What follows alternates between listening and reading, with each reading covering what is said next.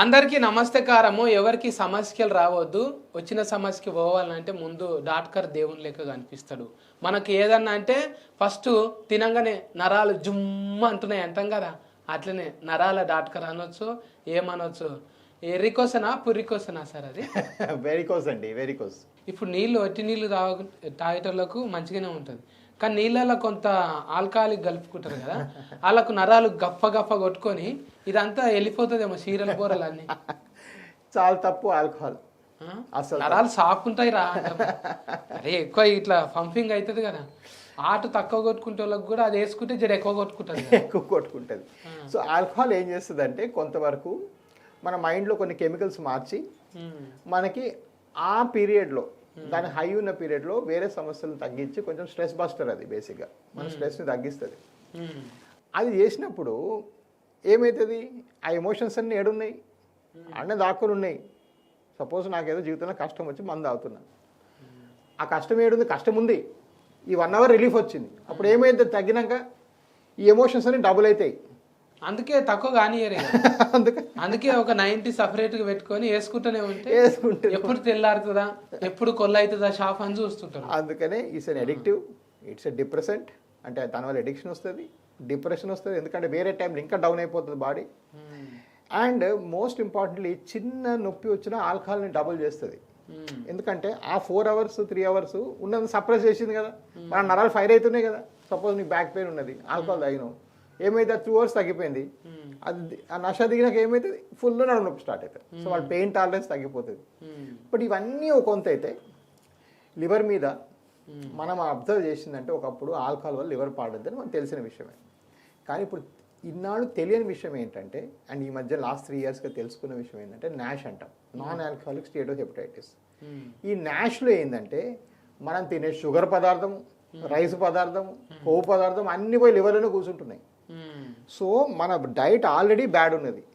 So దానివల్ల diet వల్ల అంటే మామూలు నాన్ ఆల్కహాలిక్ ఫుడ్ వల్ల కూడా లివర్ పోతుంది కొంతవరకు. దానికి ఇది యాడ్ చేసినావు అనుకో, ఇక పాయిజన్ కొనుక్కున్నట్టే. సో ఇప్పుడు అందుకే ఫారెన్లో ఒకప్పుడు వైన్ అప్పుడు తాగొచ్చు అని మేము పుస్తకాల్లో చదువుకున్నప్పుడు రాసినాం. ఇప్పుడు అన్ని సొసైటీస్లో తీసేసినాం అది. Any text book of medicine law not a single drop of alcohol. నేను చిన్నగున్నప్పుడు బాల్యంతలకు కూడా తాగిపిస్తాను సార్. జరంత ఒక మూత తాగుంటే ఏం కాదంట అని నెత్తికాడ ఒక సీస పెట్టి ఒక 15-20 దినాలకు సరిపోయేటట్టు పెడుతుంది. Brandy 2 spoons. అందులో అంగూర పండ్లు ఉంటుండే. అవును, ఇప్పుడు nothing. All alcohol has been removed from every textbook. వద్దా ఇప్పుడు? ఇంకా దాంతో ఇక పక్కన మన ఇండియాలో డైట్ ఒకటి, ఆల్కహాల్ అంటే చిల్లీ చికెన్ కావాలి, చక్నా కావాలి, అది ఎక్స్ట్రా మళ్ళీ క్యాలరీస్, ఇది ఎంటీ క్యాలరీస్, ఇది ఎక్స్ట్రా క్యాలరీస్, దీని అన్ని పోయి లివరు. సో ఇప్పుడు now alcohol and smoking are very bad. ఈ ఆల్కహాల్ చెడు అంతా ఇంతసేపు మాట్లాడినా కదా, దీనికి 10 రెట్లు చెడు స్మోకింగ్ చేస్తారు. 10 రెట్లు. ఇట్లా తాగాలి, ముక్కులకి వెళ్ళి చెవులకి వెళ్ళి తీయాలి, కళ్ళకి వెళ్ళాలి, సినిమాలన్నిట్లో అవే చూస్తారు. రింగులు చిన్నది వేస్తారు పేరు, పొగ తాగుడు నేర మాట్లాడు, కానీ ఆ పొగ తాగేదాడు గుఫ గుఫ ఆనే చూస్తాడు. అండ్ ఇది చాలా పెద్ద పొరపాటు. గవర్నమెంట్ ఏదైతే ట్యాక్స్ దీనివల్ల వస్తుంది అనుకుంటుందో దానికి 10 రెట్లు మంది పోతురు దీనివల్ల కూడా. దానికి కూడా మన ఖర్చు అవుతుంది కదా గవర్నమెంట్. ఇదంతా ఒక ఫాల్స్ నెరేటివ్. ఓకే, స్మోకింగ్ ఇంకా బ్యాడ్. స్మోక్ చేసిన ప్రతిసారి రక్తనాళము 4 రెట్లు తగ్గిపోతుంది సైజు ప్రతి సిగరెట్తోని. మళ్ళీ అది మెల్లగా పెరుగుతుంది, మళ్ళీ ఒకటి తాగుతావు. సో ఈ రక్తనాళి ఆఫ్ అయిపోయి అందరికి 10 ఏళ్ళు బీపీ వచ్చేస్తుంది స్మోకర్స్ అందరికి. బీపీ వచ్చిందా heart boy. BP is the biggest silent killer. So ఇవన్నీ కూడా వాస్కులర్ ప్రాబ్లమ్సే. సో నా పేషెంట్స్ నేను చెప్తా, మీరు నా దగ్గర వచ్చారు, మీరు ఇవి 2 కంటిన్యూ చేస్తాను, నేను ట్రీట్మెంట్ చేయను రా భయ్, ఎందుకంటే నా పేరు పోతుంది. నేను ఇప్పుడు ఇండియాలో బిగ్గెస్ట్. పైసలన్నీ గంగలో పోయి, పైసలు ఎట్లా నీ పోయినాయి. నాది పరిస్థితి ఏంటంటే ఇప్పుడు నా గురించి ఏం చెప్పుకుంటావు బయట, ఏదో వెళ్ళినాం సార్ దగ్గరికి, ఏం తగ్గలేదు, ఎందుకు తగ్గలేదు, నువ్వు ఆపుతలేవు ఈ స్టోరీలన్నీగా. నేను ముందే చెప్తా, నేను ఒక లివర్ టెస్ట్ చేస్తా, మీకు ఇష్టమని లేకున్నా. ఆ టెస్ట్లో నెల తర్వాత నాకు ఇది దొరికింది, అది ఆపరేషన్ తర్వాత నా దగ్గర మళ్ళీ ట్రీట్మెంట్ ఉండదు. మన దేశంలో ఈ ఫుడ్ మీద ఉండే స్ట్రెస్ ధ్యాస ఇంకా దేని మీద ఉండదు. అయిపోయినాక ఇది తినొచ్చా, గది తినొచ్చా. బట్ అయినా సీరియస్ నోట్లో కూడా చాలా మంది అడుగుతారు అండ్ ఒక మాట చెప్పుకోవడం మంచిది, ఎందుకంటే కొన్ని లక్షల మంది చూస్తారు కదా. ఈ పప్పు పదార్థాలు తప్పు కాదండి, మంచిగా తీసుకోండి. ఏ ఆపరేషన్ తర్వాత కూడా పప్పు పదార్థం తప్పు కాదు.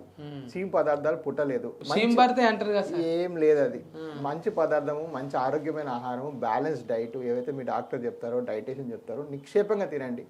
అసలు ఫుడ్కి జబ్బుకి చాలా తక్కువ రిలేషన్. షుగర్ ఉన్నాడు షుగర్ తినొద్దు, బీపీ ఉన్నాడు సాల్ట్ తినదు, కొన్ని ఉంటాయి. కానీ అన్నిటికీ ఫుడ్కి లింక్ పెట్టడం అనేది మనం ఒక ఆనవాయితీ అయిపోయింది, సీరియస్గా చెప్పినా కూడా. సో అది కొంచెం మనం తగ్గించుకోవాలి. దానివల్ల ఏం కాదు. అసలు పప్పు తినకపోతే వచ్చిన ప్రోటీన్ కూడా రాదు. పొద్దుక రోజు చికెన్ తినలేం కదా.